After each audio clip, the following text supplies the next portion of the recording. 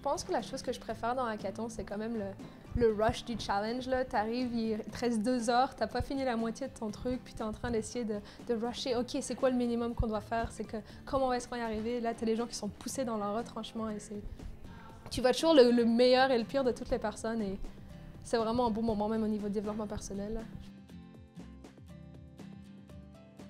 Le truc le plus dur, je dirais, mais ça rebondit un peu sur ce que j'avais dit avant, c'est que le time management, right? C'est tu vas arriver, tu vas avoir toutes ces idées, tous ces trucs que tu vas faire, puis tu sais pas comment tu vas réussir à les faire. Et même si tu as une idée qui est géniale, ben, tu vas te rendre compte le lendemain matin que ben, tu n'as pas le temps de faire tout. Puis c'est super dur d'arriver à être gauge dès le début. Qu'est-ce que tu vas réussir à faire? Qu'est-ce qui est trop? Qu'est-ce qui n'est pas assez? Donc c'est le time management et de contrôler le scope là, et l'amplitude de ton projet. Et je pense que ça, c'est compliqué. Ce qui est vraiment satisfaisant, juste d'avoir quelque chose qui marche là. Juste de savoir que tu as travaillé et que tu es capable de montrer quelque chose et puis que tu en parles après, puis que tu as appris quelque chose, tu as découvert une nouvelle librairie, tu as découvert un nouveau langage, why not? Ouais, c'est que tu en apprends toujours plus.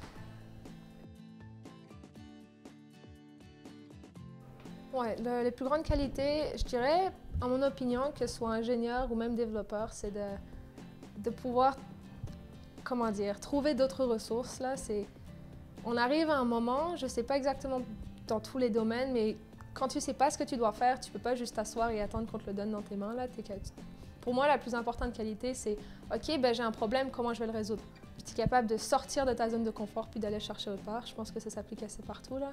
Principalement peut-être en ingénierie, mais je suis sûre qu'en développement logiciel, c'est pareil.